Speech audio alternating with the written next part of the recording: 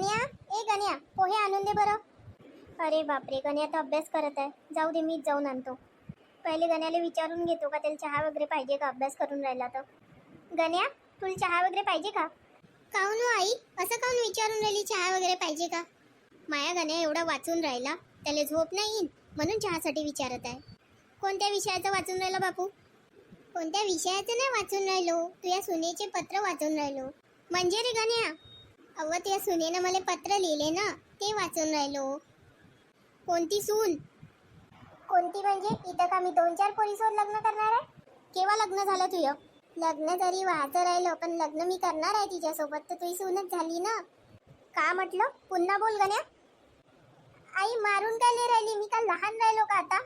आई मारू नको ना, लागत आहे. का लागत आहे? लागत आहे. लाज नाही वाटत अशा गोष्टी करताना? मी असा का बोललो? फक्त लग्नासाठीच तर बोललो ना. गण्या, मला आणखी राग नको आणू. का झालं पुष्पा, एवढी काऊन मारत आहे पोराले? विचारा त्यालेच. लग्न करतो म्हणते तो. करू दे ना तर लग्न. करू दे ना तर लग्न. आता का त्याचं लग्न करण्याचं वय आहे का अभ्यास करण्याचं वय आहे? तर असा कोणता अभ्यासात तो हुशार आहे? 10वी मध्येच त्याला 5 वर्ष लागले पास व्हायले. आता 12वीत आहे तो. आता तो केव्हा पास होते ना केव्हा नाही का माहिती. म्हणून आता त्याचं लग्न करून देऊ. ना नोकरी पाणी? हे असे नापास होणाऱ्यांना कोण नोकरीवर ठेवते? करण एखादा छोटासा बिझनेस. ते मला काही नाही माहिती. सून फक्त माझ्या आवडीची. तुला आवडन एखादी पोरगी त्याच्यासाठी, पण त्या पोरीले पण हा आवडायला पाहिजे ना. का बोलून राहिले तुम्ही? नाही नाही, मी काही नाही बोललो बाबा. मला सांगा, आज तुमचा पगार होणार होता ना? हो हो, झालाय ना पगार. मग पैसे कोण देईन? थांब, देतो पैसे. हे घे, त्याच्यातले काही पैसे बसनं ज्यासाठी देऊन दे मला. तुम्हाला काय लागते पैसे? बसनं जाऊन राहिले, ऑटोनं जाऊन राहिले नोकरीवर. वजन पाहिलं पहिलेच तुमचं किती वाढलं तर. खूप वाढलाय का? हो, खूप वाढलाय. काही गरज नाही बसनं वगैरे जायची, पायी पायीच जा रोज. ठीक आहे.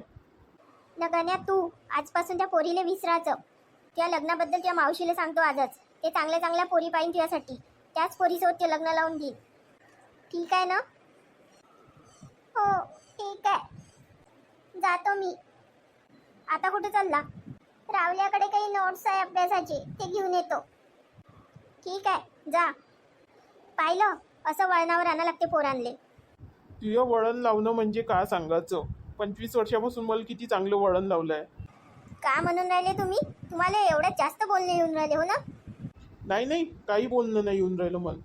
मला एक काम आठवलं आहे, मी येतो. सर्वजण हाताच्या बाहेर चालले. माया कोणता ताबाच नाही राहिला आता कोणावर. लक्ष द्या लागन मला घराकडे. आई, आई,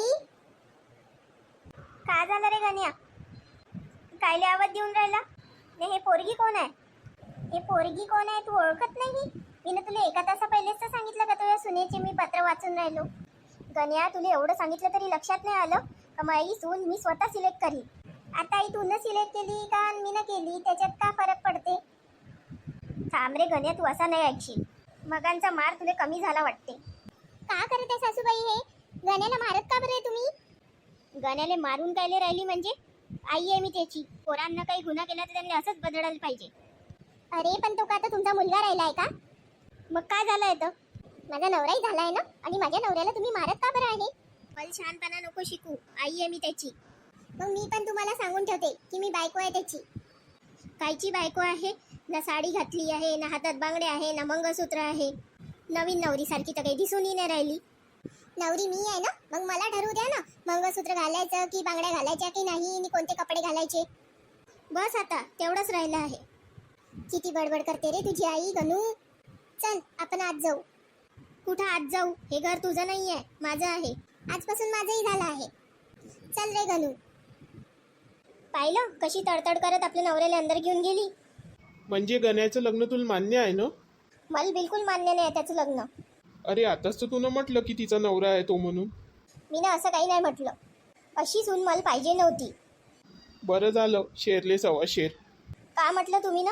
तुम्हाला तर मी नंतर पाहतो. पहिले मी आतमध्ये जातो ना तिच्यासोबत बोलतो.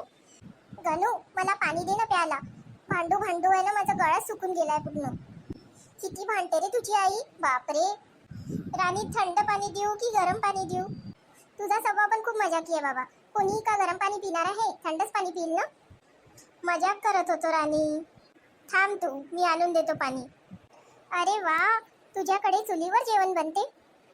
मला चुलीवरचं जेवण खूप आवडते. नुसतं आवडून का करायचं आहे? चुलीवर जेवण बनवता पण आलं पाहिजे. मग बनवा ना, कोणाची वाट बघत आहे? सासरे बुवा, हां बोला ना सुनबाई. चांगलं 2 किलो मटण आणा. सासूबाई आता झणझणीत मस्तपैकी सुकं मटण बनवणार आहे. वा वा राणी, सुकं मटण तर मला पण आवडते. आणि सोबत भाकरी आणि भात पण बनवा सासूबाई. मी काय बनवू? तू बनव. काम जेवण मला अजिबात येत नाही, म्हणून तुम्हीच सर्व करा. मी थोड्या वेळ आराम करते, तोपर्यंत तुम्ही जेवण बनवून ठेवा. गण्या, हे कोणती पोरगी लग्न करून आणली? आई मला बहुतेक राणी बोलवत आहे. येतो मी. पाहिलं तुम्ही, तुमची सून कशी वागून राहिली. मला तर मटण आणायचं आहे. तू स्वयंपाक बनवणार आहे ना?